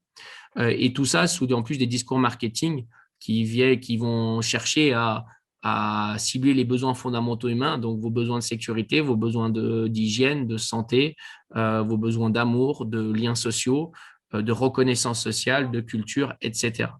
Et donc, on travaille aussi dans la malle pédagogique à travers un parcours sur la question des discours marketing en se mettant dans la peau d'inventeur pour essayer de sensibiliser les enfants, les élèves à ces centaines, milliers de messages publicitaires qui nous entourent chaque jour, chaque semaine. Donc, la question de ne pas acheter, de ne pas fabriquer, la question des tailles d'écran, proportionnellement, à service égal, la taille de l'écran, si on la divise par 2, elle va peut-être diviser par 3, 4, 5 les impacts, puisqu'elle concentre une grande partie de la pollution de la fabrication. Donc, c'est quelque chose d'important sur lequel on peut agir au niveau individuel. On peut aussi faire le choix de pardonner son matériel, évidemment. Et la troisième, ça concerne les réseaux. En fibre ou en Wi-Fi, on impacte nettement moins le système, la consommation énergétique que si on le fait via, par exemple, un réseau 4G. Donc là aussi, à prioriser au maximum les réseaux filaires Wi-Fi quand on est à la maison plutôt que continuer. Voilà. Et puis au niveau collectif, il y a plein de choses, je vous en ai parlé. Il y a la publicité, il y a l'interdiction d'offres commerciales qui ont tendance à pousser à la consommation. On pourrait interdire les portables 1 euro, par exemple. On pourrait forcer l'éco-conception des sites Internet de telle sorte qu'ils consomment peu de bandes passantes. On pourrait peut-être limiter la résolution des vidéos de façon collective plutôt que de demander aux gens de le faire par eux-mêmes. On pourrait avoir une standardisation du matériel qui conduit à éviter de jeter des appareils juste parce que l'embout il est rond, il est carré, mon chargeur il est fichu. Ça, c'est quelque chose qui, au niveau des ordinateurs, par exemple, a déjà été réalisé au niveau européen, qui était une bataille juridique, hein, mais qui pourrait être réfléchi sous plein d'autres aspects pour rendre interchangeables des composants des appareils, de telle sorte que on arrête le gâchis et on n'envoie pas de ça dans les filières de recyclage, alors que ça peut avoir une vie beaucoup plus longue si on les réparait ou si on croisait des composants. Voilà, il y a plein d'autres choses comme ça et vous découvrirez tout ça avec à peu près une quarantaine de cartes pour les enfants, mais on vous a listé 80-90 actions possibles pour agir dans le cadre d'une sobriété numérique et plein de choses qui permettent de faire durer le matériel plus longtemps, plein de choses qui permettent de limiter la consommation de données, etc.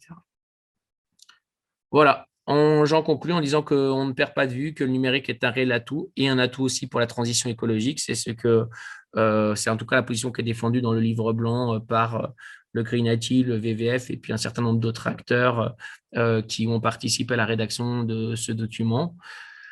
Voilà, donc on ne jette pas le bébé avec l'eau du bain. Par contre, on doit vraiment s'interroger au regard de ce que ça implique et des conséquences que ça a. En fait, le numérique, c'est peut-être bien pour la transition écologique, pour savoir modéliser le climat. Est-ce qu'on a besoin d'une telle puissance pour parler à notre voisin, pour chatter avec nos amis, pour s'envoyer ce qu'on a mangé le midi ou d'autres choses, ou regarder des photos d'un intérêt plus ou moins discutable au regard des enjeux, hein. C'est-à-dire qu'on ne met pas de jugement moral de dire ça c'est bien ou pas bien, c'est plus de dire ok, admettons c'est utile, mais quelles sont les conséquences de l'autre côté? Et en regardant ça dans son ensemble, on arbitre quoi, individuellement et collectivement. Et toute utilité d'un objet peut être relativisée au regard de ses impacts et conduire à l'idée de dire que on choisit de ne pas le faire ou de le faire autrement. Voilà, ça c'est la synthèse. Vous avez à l'écran la synthèse des idées, des grandes idées, des grands messages qu'on a fait passer, que je vous ai fait passer juste avant. Et puis, je vais très rapidement enchaîner pour vous parler plus en détail de la malle pédagogique et de ses contenus, bien que j'ai déjà dit beaucoup de choses là-dedans sur les activités pédagogiques possibles. Alors, la malle pédagogique, je vais du coup vous montrer son contenu, mais je vais vous prendre une. Tac. Vous allez donc du coup recevoir cette malle chez vous. Donc, dans les prochaines semaines ou rentrées, ça va dépendre un peu du calage des facturations et puis nous, de notre capacité d'envoi, mais on fait ça de toute façon dans les meilleurs délais possibles. À l'intérieur, vous allez trouver donc le livret d'informations, voilà, avec l'ensemble de notre recueil de collecte de bibliographie qui est vraiment importante et qu'on a synthétisé dans des éléments de réflexion qu'on soumet à votre réflexion. Et puis, pour vous toujours en tant que formateur enseignant, des modules de formation qui seront disponibles dans une petite clé USB, qui sont des sortes de PDF de formation autonome qui doivent vous permettre d'approfondir certaines notions si besoin, pour un parcours, par exemple pour aller plus loin sur le paradoxe de Jevons ou sur d'autres choses qui peut toucher à différents aspects comme l'obsolescence, ou etc., etc. Un glossaire d'informations de définition pour des questions de vocabulaire commun qu'on utilise dans la malle pédagogique ou de connaissances générales sur le numérique et sur les aspects environnementaux de manière plus large. Et puis, le cœur de la malle pédagogique, et ce qui sans doute vous a intéressé pour beaucoup, c'est ce document-là qui est un guide pédagogique avec à l'intérieur 6 parcours, 18 activités. Je passe très rapidement sur le détail des autres productions. Le livret d'information, il est divisé avec des chapitres sur les enjeux socio-économiques et environnementaux des objectifs de développement durable. Voilà, donc vous pourrez faire des lectures thématiques comme vous le souhaitez. Et puis pour la malle pédagogique et les outils, vous avez donc pour chacun des parcours et des thématiques, des activités pédagogiques qui vous ont proposées, des outils pédagogiques, c'est la droite de l'écran. D'accord, vous aurez à découper puisqu'on va vous mettre, on vous a mis dans la malle en fait un volume important de fiches qui sont cartonnées, donc prêtes à aller dans les mains des publics. Et puis, pour certaines activités, elles ont déjà été dupliquées de telle sorte que si on imagine qu'il fallait travailler avec 6 groupes dans la classe, 6-7 groupes, ben, on vous a mis 6-7 jeux à l'intérieur.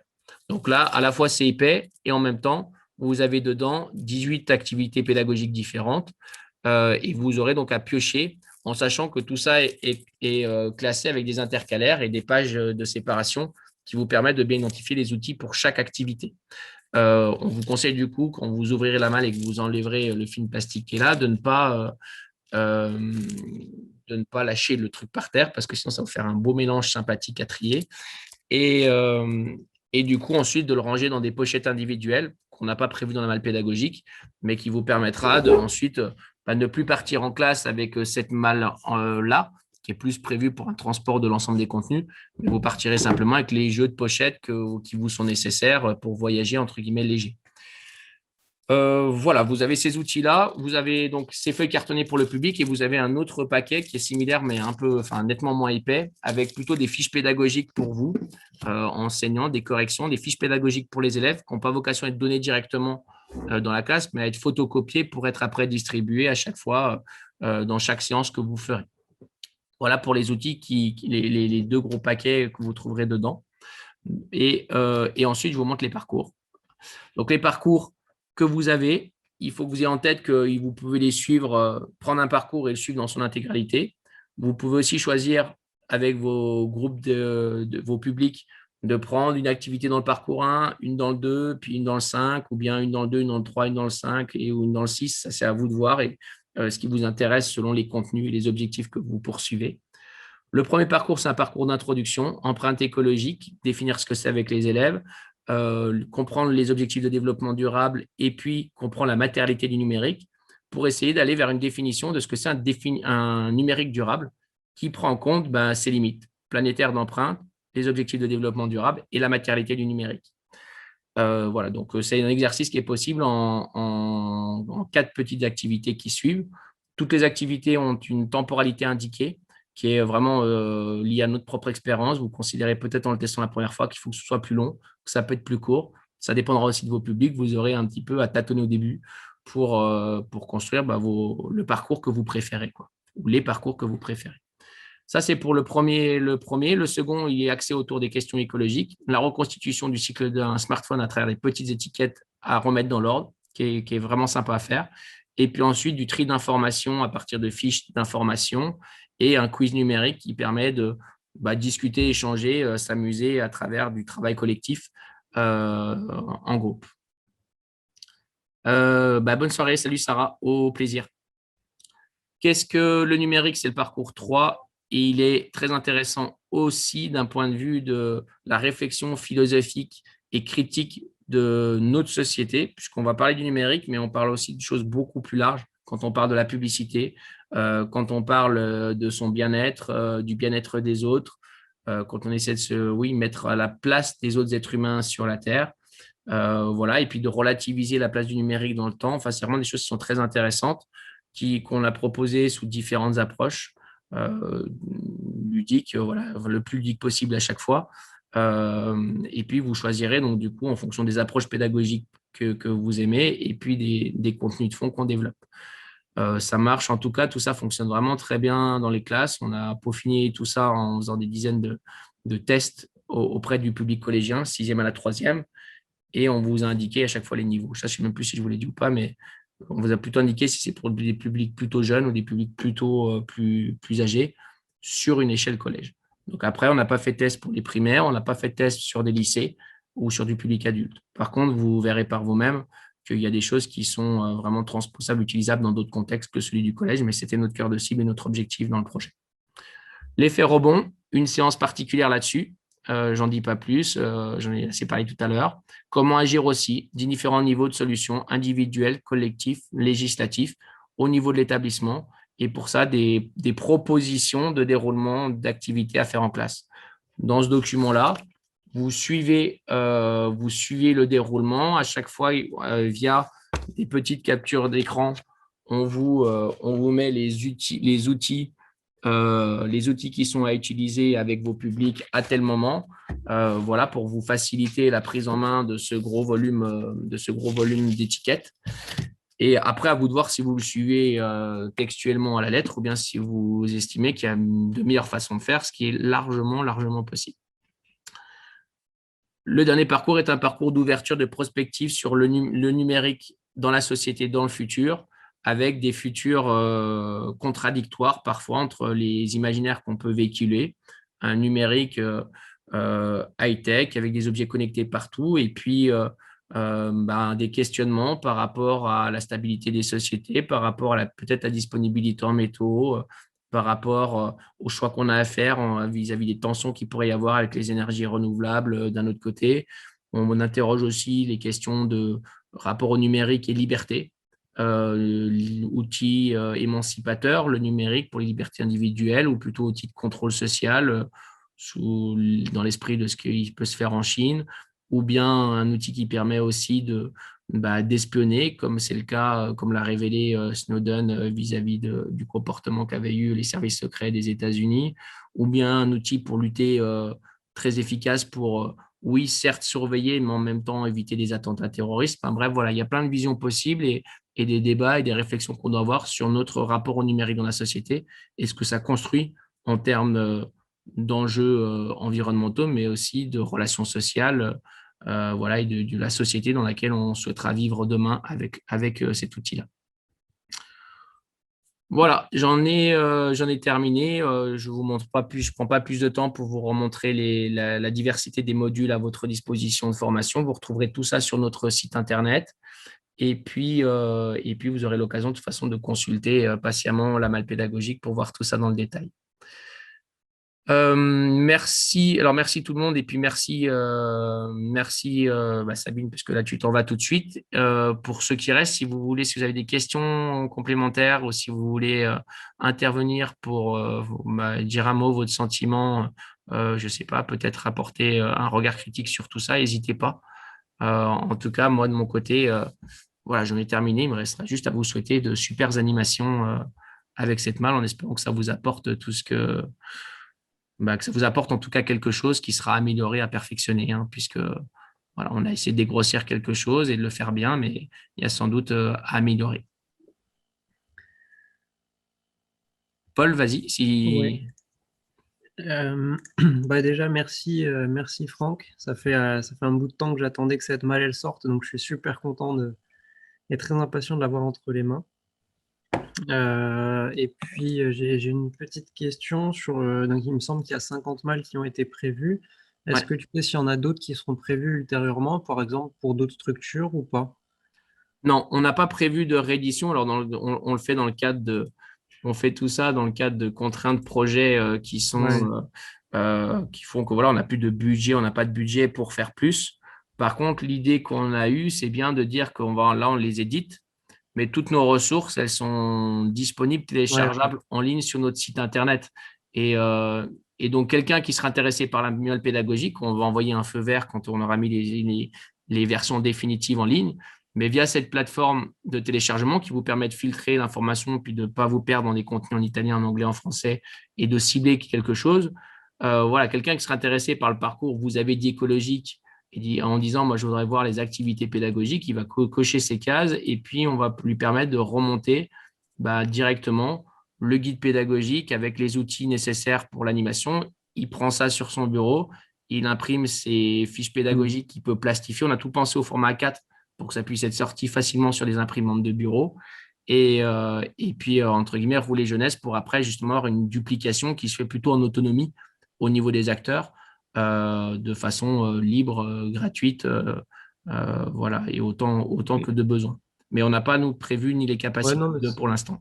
ça répond très bien à mes questions et puis enfin, la solution est tout à fait honnête, donc Ouais, ça et me- puis, et puis voilà, alors il y a un intérêt il y avait pour nous un intérêt d'édition et de vous les donner en matériaux physiques parce que ça va, je pense, vraiment vous faciliter la tâche, vous permettre d'avoir des outils qualitativement en termes d'impression déjà intéressants et voilà, et vous faire gagner du temps. Maintenant, la disponibilité comme ça va nous permettre sans des budgets supplémentaires, de vraiment démultiplier de manière massive les choses, tout en se disant aussi que les gens vont peut-être cibler certaines choses et donc vous n'imprimeront que ce qui est nécessaire. Hmm. Alors que dans les malles pédagogiques, c'est un petit peu la limite du processus d'édition. C'est que peut-être que vous allez en fait cibler des activités qui vous vont bien, mais vous allez aussi laisser des choses côté qu'on a entre guillemets imprimées, tu vois, sans que ce soit forcément in fine utile. Donc voilà, c'est des compromis et effectivement la partie téléchargement en ligne est intéressante pour ça aussi. Ok, super. C'est bon pour vous, Adèle, et puis Infolab? Oui, merci beaucoup, c'était passionnant. Ouais, super. Je suis content, ravi que ça vous ait plu. Peut-être en termes aussi de paiement, vous avez reçu les facturations, tout ça pour les frais de postaux s'ils sont nécessaires pour certains d'entre vous. De mon côté, c'est bon et réglé normalement. Ok, ça marche super. Alors moi, je ne sais pas du tout parce que ça ne dépend pas de moi. Comme on est organisé en fédération, c'est un petit peu compliqué. Ok. Et moi, pareil, en fait, je ne sais pas non plus. Ouais. Écoutez, de toute façon, moi, on tient évidemment un listing à jour en fonction des retours qu'on a. On vous relancera sans doute et n'hésitez pas de toute façon à nous recontacter si vous ne voyez pas la malle arriver. Alors, c'est ce que je vous avais dit par mail. Là, on va essayer de faire un envoi là avant que je parte en vacances cet été.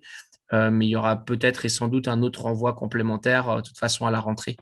Mais voilà, la diffusion va se faire dans cette, euh, dans ce calendrier-là, quoi. Moi, j'avais une question, c'était par rapport justement à la diffusion de l'outil. Là, j'ai bien compris qu'on pouvait télécharger des flyers, mais est-ce qu'il y a un document pub, entre guillemets, qui permettrait d'en faire la promotion à d'autres associations ou... Alors, pour l'instant, en termes de possibilités de promotion, vous voyez toujours mon écran ou pas? Oui, OK. Donc, en termes d'outils de promotion, dans le projet Actu, à votre disposition, il y a les newsletters qu'on a créés pour le projet. Donc, du coup, leur newsletter 3, la dernière qu'on a faite. On va en faire une quatrième là en fin de projet justement pour annoncer le déploiement, de l'actualisation du site internet avec les dernières versions, la finalisation des malles. Mais voilà, euh, en l'état actuel des choses, si vous voulez en parler, vous pouvez renvoyer les gens vers ces flyers-là qui vous donnent déjà un certain nombre d'éléments d'information sur le contenu. C'est des 4 pages à chaque fois. Donc après, à voir lequel est le plus pertinent en fonction de laquelle newsletter la plus pertinente pour le moment. Et, euh, et sinon, on avait aussi créé, mais là, je ne sais plus si je l'ai mis ici. Je vais regarder. On avait créé, non, c'était pour l'appel à intérêt pour la malle pédagogique, et puis il a récupéré l'appel à l'intérêt auquel vous avez répondu en quelque sorte, mais il sera plus pertinent dans ce cadre-là. Donc, ouais. Pour l'instant, c'est ça les outils qui sont à votre disposition si vous voulez communiquer. Puis vous pouvez bien évidemment renvoyer vers le site internet où les gens trouveront déjà pas mal d'informations, quoi. super. C'est tout bon? Tout bon. Bon, et ben écoutez, super. En ce qui me concerne, c'était la dernière des formations qu'on a fait. On en a fait, je fais pas mal ces dernières semaines. Donc, Voilà, on est ravis, nous, de voir notre travail entre vos mains et encore une fois, en espérant que vous y trouverez votre compte, en espérant qu'il n'y ait pas aussi trop de petites coquilles à droite à gauche dans les processus d'édition, des choses comme ça. Mais voilà, tout ça est partagé avec vous avec grand plaisir, quoi. Ben, merci beaucoup. Bonne fin de journée, bonne soirée et n'hésitez pas à revenir vers moi si besoin.